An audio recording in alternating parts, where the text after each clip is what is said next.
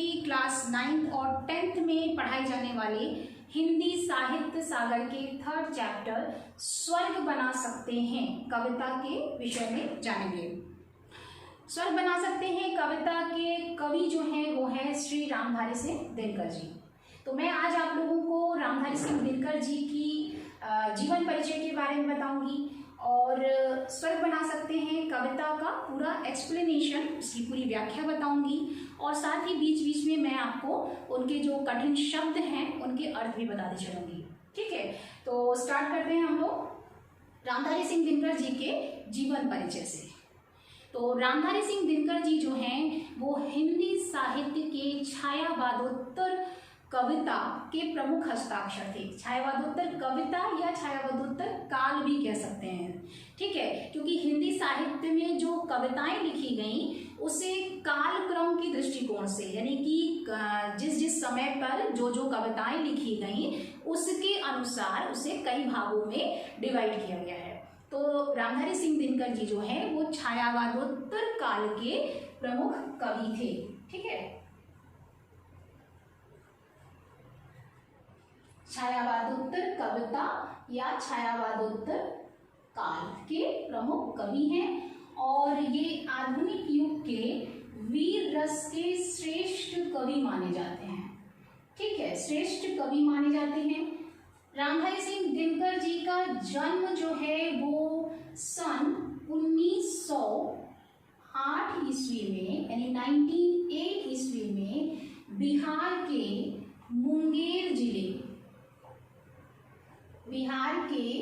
मुंगेर जिले के सिमरिया नामक गांव में हुआ था। ठीक है, इनके पिता का नाम श्री रवि सिंह था। ठीक है, इनके पिता का नाम श्री रवि सिंह और माता का नाम श्रीमती मनुरूपा देवी। ठीक है, मनुरूपा देवी, ये इनकी माता का नाम था। ठीक है, ये मुख्य पॉइंट हो गए। रामधारी सिंह दिनकर जी जो है वो पढ़ाई लिखाई में बहुत अच्छे थे, जिसके कारण जब उन्होंने मैट्रिक की परीक्षा दी तो उसमें सर्वाधिक अंक उन्हें प्राप्त हुए और सर्वाधिक अंक प्राप्त होने पर इन्हें भूदेव स्वर्ण पदक का सम्मान मिला। ठीक है, भूदेव स्वर्ण पदक, ये इनको सम्मान मिला। ठीक है, 1930 ईस्वी में ये इंटर कॉलेज में एक प्रधानाध्यापक के रूप में नियुक्त हुए। ठीक है, 1930 ईस्वी में ये इंटर कॉलेज में प्रधानाध्यापक के रूप में नियुक्त हुए और 1950 यानी 1950 में ये स्नातकोत्तर महाविद्यालय यानी जो बड़े कॉलेजेस होते हैं उसमें इन्होंने प्रधान अध्यक्ष का पद संभाला। ठीक है, और 1952 ईस्वी में यानी 1952 में, सन 1952 में इन्हें राज्यसभा का सदस्य मनोनीत किया गया था। ठीक है, राज्यसभा के सदस्य नियुक्त हुए थे। ये हो गया 1952 ईस्वी में। ठीक है, कुछ समय के लिए ये भारत सरकार के गृह विभाग में सलाहकार के रूप में भी नियुक्त किए गए, यानी कि हिंदी भाषा के संवर्धन, उसके प्रचार प्रसार के लिए इन्होंने अपना महत्वपूर्ण योगदान दिया।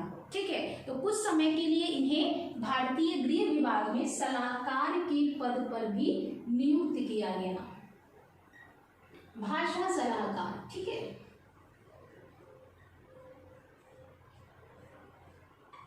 और कुछ समय के लिए ये आकाशवाणी के निदेशक के रूप में भी कार्यरत रहे। आकाशवाणी के निदेशक के रूप में भी इन्होंने कार्य किया।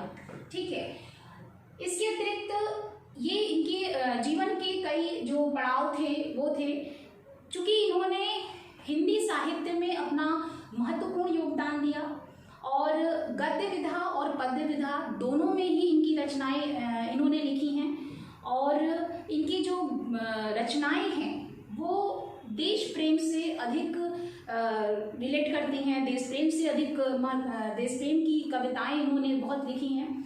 तो इन्हें जो है इनके साहित्यिक योगदान के लिए भारत सरकार के द्वारा पद्म भूषण सम्मान से भी अलंकृत किया गया। ठीक है, पद्म भूषण अलंकार, इससे भी इन्हें सम्मानित किया गया। और इसके अतिरिक्त साहित्य का सर्वोच्च सम्मान होता है भारतीय ज्ञानपीठ पुरस्कार, जिसको उर्वशी नाटक है इनका, जिस पर इन्हें मिला। उर्वशी काव्य नाटक के लिए इन्हें भारतीय ज्ञानपीठ पुरस्कार प्राप्त हुआ। भारतीय ज्ञानपीठ पुरस्कार मिला। इसके अतिरिक्त साहित्य अकादमी पुरस्कार भी इन्हें मिला और राजस्थान सरकार के द्वारा इन्हें साहित्य चूड़ामणि, ये सम्मान भी इन्हें मिला। ठीक है, साहित्य चूड़ामणि।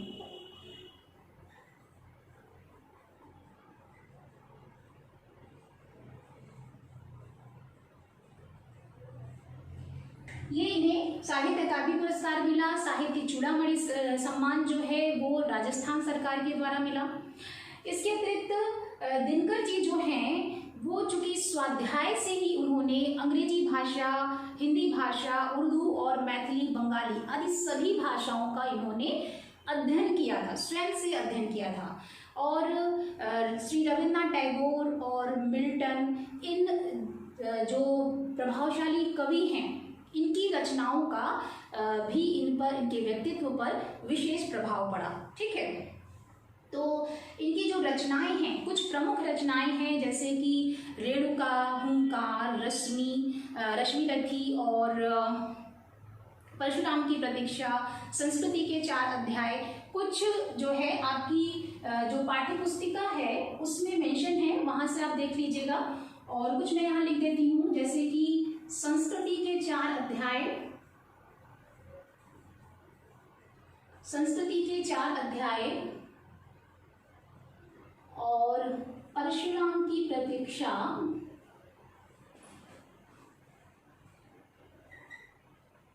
परशुराम की परीक्षा। ठीक है, और सामधेनी, इसके अतिरिक्त द्वंद्व गीत, ये सभी इनकी कुछ प्रमुख रचनाएं हैं। ठीक है, और रामधारी सिंह दिनकर जी के जो वर्ण विषय हैं, यानी इनकी जो कविताएं हैं, उसका जो विषय है वो देश प्रेम से संबंधित है, प्रगतिवादी सोच रखता है, आशावादी हैं। और इसके अतिरिक्त ये जो तत्कालीन युगीन जो परिस्थितियां थी उनके विरुद्ध आवाहन की कविताएं लिखते हैं। ठीक है, तो ये सभी हो गया उनके रामधारी सिंह दिनकर जी की कविताओं के वर्ण विषय और उनकी कुछ प्रमुख रचनाएं। रामधारी सिंह दिनकर जी की मृत्यु जो है वो सन 1974 में हुई। यही लिख देती हूँ मैं, मृत्यु जो है वो 24 अप्रैल 1974, ठीक है, 1974 ईस्वी में रामधारी सिंह दिनकर जी की मृत्यु हुई थी। ठीक है, ये पूरा जीवन परिचय हो गया और इसके अनुसार हम कह सकते हैं कि रामधारी सिंह दिनकर जी जो हैं एक युग चारण और जन कवि के रूप में हमें हिंदी साहित्य में दिखाई देते हैं।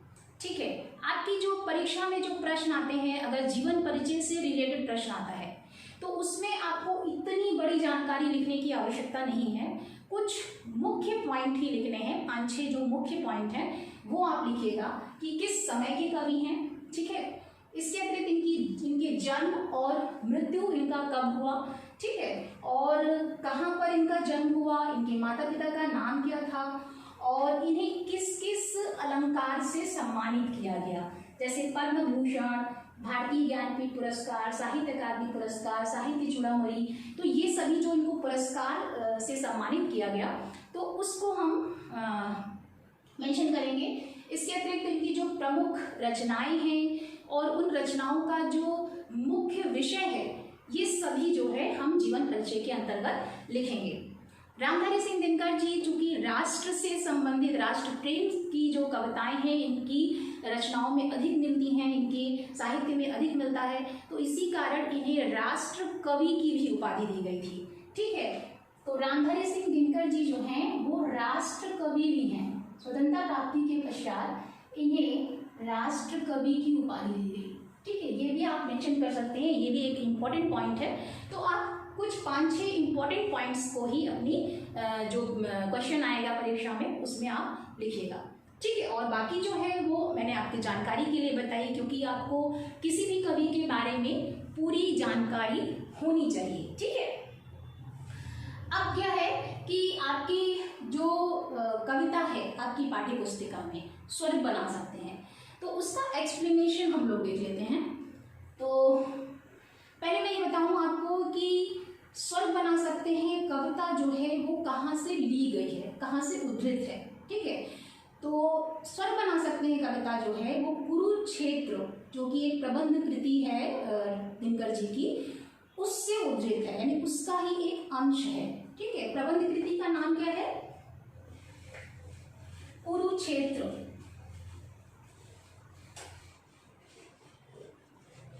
कुरुक्षेत्र एक प्रबंध कृति है जिसमें कि 7 सर्ग हैं, यानी 7 चैप्टर्स हैं, और इसकी जो कथा का आधार है, यानी रामधारी सिंह दिनकर जी ने जो कुरुक्षेत्र प्रबंध कृति लिखी है उसकी कथा का जो आधार है वो महाभारत का शांति पर्व है।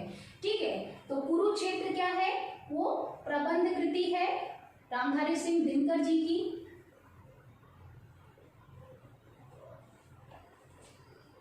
और 7 चैप्टर्स हैं इसमें, और आपकी जो ये कविता है स्वर्ग बना सकते हैं वो 6ठे सर्ग में है।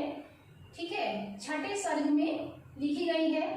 इसकी कथा का जो आधार है वो है महाभारत का शांति पर्व। महाभारत की जो लड़ाई हुई थी उसमें एक नियम था कि जब युद्ध हो रहे थे तो उस समय जब सूर्यास्त हो जाता था तो सूर्यास्त के बाद युद्ध नहीं होते थे, और फिर अगले दिन जब सूर्योदय होता था तो फिर उसके बाद लड़ाई होती थी। तो उस बीच में, उस अंतराल में जो समय मिलता था तो उसमें वो किसी से कोई मिल सकता था, विचार विमर्श कर सकते थे। तो इस तरह का नियम था उस समय युद्ध का। तो महाभारत के युद्ध के समय में भीष्म पितामह जो कि बाणों की सैया पर लेटे रहते हैं, तो बाणों की सैया पे वो लेटे रहते हैं, तो जब युद्ध की विभीषिका, चूंकि पांडव और कौरव की जो लड़ाई है वो अपनों की लड़ाई है, मतलब दोनों एक रिलेटिव हैं और उनके बीच में ये लड़ाई होती है। तो जो पांडवों के जो सबसे श्रेष्ठ, जो सबसे बड़े भ्राता हैं, यानी सबसे बड़े पांडव जो हैं युधिष्ठिर, महाराज युधिष्ठिर, वो जो है बहुत ही शोकाकुल हो जाते हैं। उन्हें युद्ध की जो विभीषिका है उसकी जो आशंकाएं हैं उससे वो बहुत ही परेशान हो जाते हैं। तो वो भीष्म पितामह के पास जाते हैं अपने मन की भावनाओं को व्यक्त करने के लिए।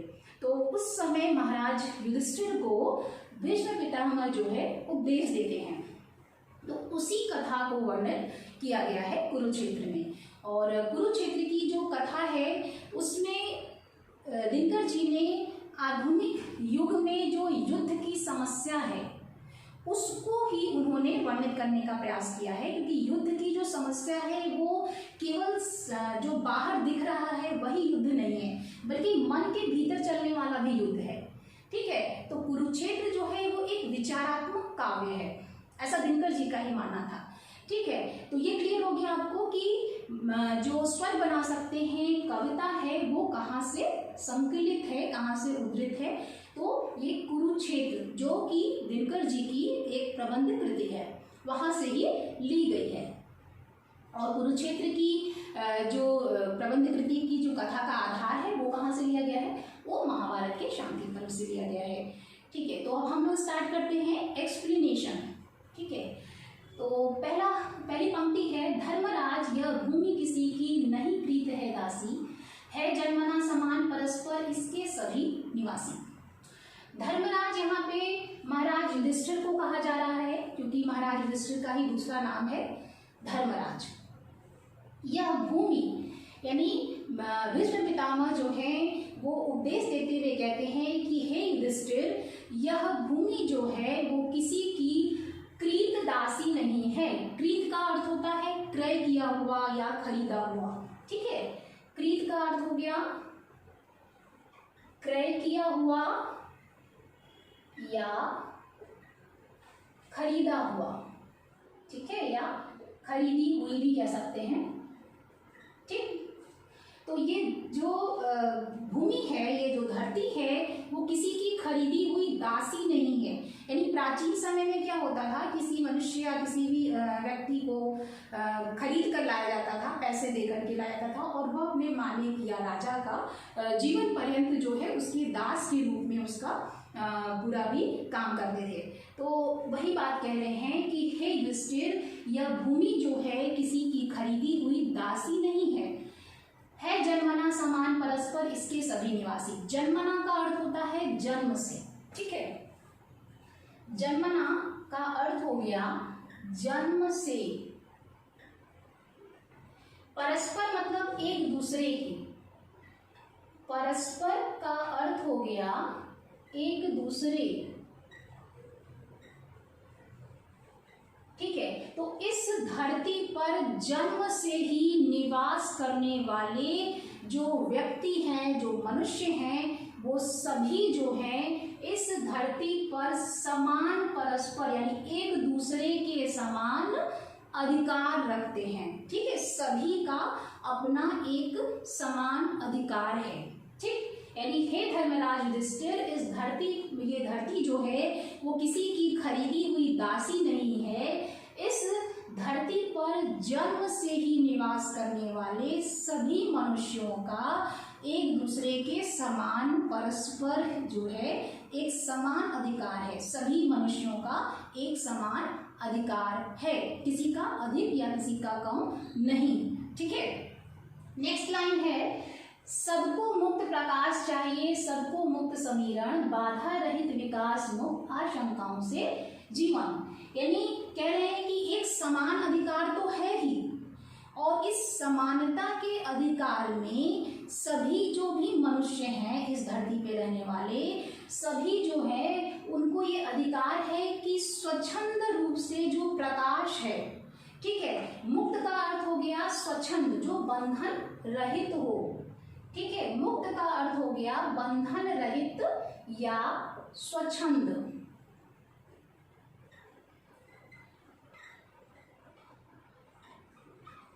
ठीक है। तो मुक्त प्रकाश यानी प्रकाश कैसे मिलता है? सूर्य की जो रोशनी है, जो नदी नाले हैं, हवा है, और जो भी पेड़ पौधे हैं, सभी जो वातावरण है वो क्या है? प्रकृति प्रदत्त है, प्रकृति के द्वारा मिली हुई है, ठीक है। तो ईश्वर की देन है ये सभी। तो इस सभी जो निवासी हैं वो अधिकार उनका समान है, और सभी को जो है ये अधिकार है कि वे स्वच्छंद प्रकाश का लाभ ले सके, यानी प्रकृति प्रदत्त जितनी भी सुविधाएं हैं उनका वो उपभोग कर सकें, इस पर उनका समान अधिकार है। यानी सभी को मुक्त प्रकाश चाहिए, सभी को मुक्त समीरण। समीरण का अर्थ होता है हवा या वायु, ठीक है। समीरण का अर्थ हो गया हवा या वायु, यानी सभी को प्रकाश जो है वो स्वच्छंद रूप से, स्वतंत्र समान रूप से मिलना चाहिए। सभी को हवा जो है समान रूप से मिलनी चाहिए, और बाधा रहित विकास यानी बिना किसी बाधा के, बिना किसी व्यवधान के उन्हें ये अधिकार है कि वे अपना विकास कर सके, उन्नति कर सके, ठीक है। और मुक्त आशंकाओं से जीवन, और उन्हें ये अधिकार है कि बिना किसी आशंका के, शंका से मुक्त होकर के, भय मुक्त होकर के। आशंका का अर्थ हम कह सकते हैं कि भय मुक्त होना, ठीक है। आशंकाओं का अर्थ हम जो है वो भय मुक्त भी रख ले सकते हैं। तो सभी जो है वो मनुष्य जो हैं वो शंका रहित होकर के, भय मुक्त होकर के अपना जीवन जी सकें, अपने जीवन की उन्नति कर सकें, ये सबका अधिकार है। यानी कि इस पृथ्वी पर रहने वाले, जन्म लेने वाले सभी मनुष्यों को ये अधिकार है, समान रूप से अधिकार है कि वे इस धरती पर सूर्य की जो रोशनी है, हवा है, पेड़ पौधे हैं और नदियां हैं, निर्झर जो वायु है, निर्झर जो पानी है, इन सब का जो उपभोग है, यानी प्रकृति के द्वारा ईश्वरीय देन जो है उसका वो एक समान रूप से उपभोग कर सकें। ठीक है, ये हो गया। तो ये आपको समझ में आ गया होगा। बच्चों, मैं एक बात और कहना चाहती हूँ कि जैसे मैं आपको लेक्चर देती हूँ तो लेक्चर को आप ध्यान से सुनिए, क्योंकि इस दौरान मैं आपको कुछ साहित्यिक शब्द बोलती रहती हूँ। तो ये साहित्यिक शब्द आपके क्वेश्चंस के आंसर देने में आपके लिए इजी होंगे, तो उसे आप नोट करते चलिए, ताकि जब जैसी ज़रूरत हो, जब जैसा लगे कि हाँ इस आंसर में आप ये शब्द लिख सकते हैं, तो उसे ज़रूर आप लिखिए। तो इससे आपको आसानी होगी। तो आप लेक्चर को ध्यान से सुनिए और कुछ अच्छे शब्दों को जो भी मैं बोलती हूँ उससे आप लिखते चलिए। यदि उसके अर्थ आपको नहीं समझ में आते हैं तो आप कमेंट सेक्शन में आप अपने डाउट्स लिखिए, मैं आपको कोशिश करूँगी कि उसके आंसर्स मैं आपको दे सकूँ। ठीक है, तो आगे बढ़ते हैं हम लोग। नेक्स्ट पंक्ति है, लेकिन विघ्न अनेक अभी इस पथ पर अड़े हुए हैं, मानवता की राह रोककर पर्वत अड़े हुए हैं। ठीक है, यद्यपि मनुष्य को सभी जो अधिकार हैं वो समान रूप से मिले हुए हैं, प्रकृति के द्वारा दी गई जितनी भी सुविधाएं हैं सभी पर उनका समान अधिकार है, लेकिन इस समानता के अधिकार में बहुत सारी बाधाएं भी हैं। ठीक है, विघ्न बहुत है। व्यवधान, विघ्न का अर्थ हो गया व्यवधान, यानी रोड़ा, यानी कह सकते हैं कि बिना मतलब की जो कठिनाइयाँ होती हैं। ठीक है, बिना मतलब की जो समस्याएं होती हैं वो, तो इस तरह से इस राह में, समानता का जो राह है उसमें जो है बहुत सारी समस्याएं, बहुत सारी कठिनाइयां हैं, विघ्न बाधाएं हैं। इस पथ पर, पथ में रास्ता,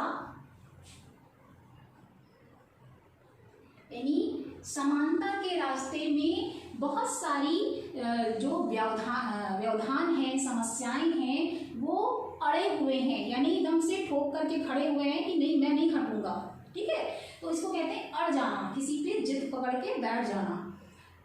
मानवता की राह रोककर पर्वत अड़े हुए हैं, यानी कि मानवता, यानी जो मानवीय प्रेम है। मानवता क्या है? मानवता यानी कि हृदय पक्ष जो हमारा अधिक प्रेम युक्त हो, एक दूसरे के प्रति हमारे मन में क्लेश द्वेष की भावना न हो, हम एक दूसरे का ध्यान रखें, ख्याल रखें, प्रेम की भावना हो।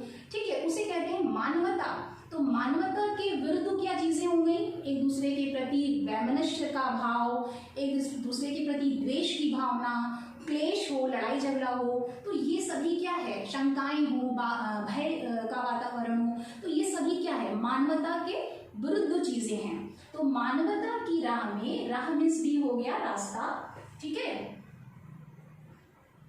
तो मानवता की राह में ये सभी जो मानवता के विरुद्ध जो चीजें हैं वो एक पर्वत की भांति अड़े हुए हैं। जैसे पर्वत एक जगह खड़ा हो जाता है, टस से मस नहीं होता है, उसी प्रकार से मानवता की राह में, उसके रास्ते में पर्वत की तरह ये जो बुराइयां हैं, जो अनैतिक आचरण है, वो खड़े हुए हैं। ठीक है, तो यदि अगर ये विघ्न बाधाएं जो इस पथ की हैं, मानवता के राह में जो ये रोड़े हैं, ये सभी हट जाते हैं, यानी मानवीय प्रेम जो है वो सामने आ जाता है, द्वेष और क्लेश जो है वो खत्म हो जाते हैं, तो निश्चित रूप से कवि की जो इच्छा है कि हम अपनी इस धरती को स्वर्ग बना सकते हैं वो पूर्ण हो जाएगी। ठीक है, तो इसी बात के लिए कह रहे हैं कि मानवता की राह में ये पर्वत की भांति जो अनैतिक आचरण है वो खड़े हुए हैं रास्ता रोक करके।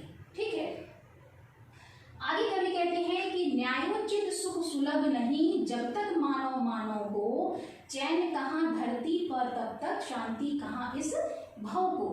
ठीक है, यहाँ कवि कह रहे हैं कि मनुष्य को तब तक चैन नहीं होगा, यानी कि न्यायोचित का अर्थ होता है उचित न्याय के साथ। ठीक है, उचित न्याय के साथ जो चीजें हैं वो मिलनी चाहिए, यानी न्याय की जो प्रवृत्ति यानी समान अधिकार हो लोगों को, ये नहीं कि किसी को अधिक मिल रहा है किसी को कम मिल रहा है, तो उसी को कहते हैं कि न्याय हो लेकिन वो उचित न्याय हो,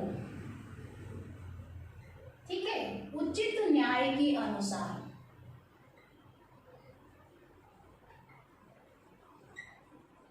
सभी को, किसी को कम अधिक नहीं, बल्कि जो न्याय है वो निश्चल रूप से हो।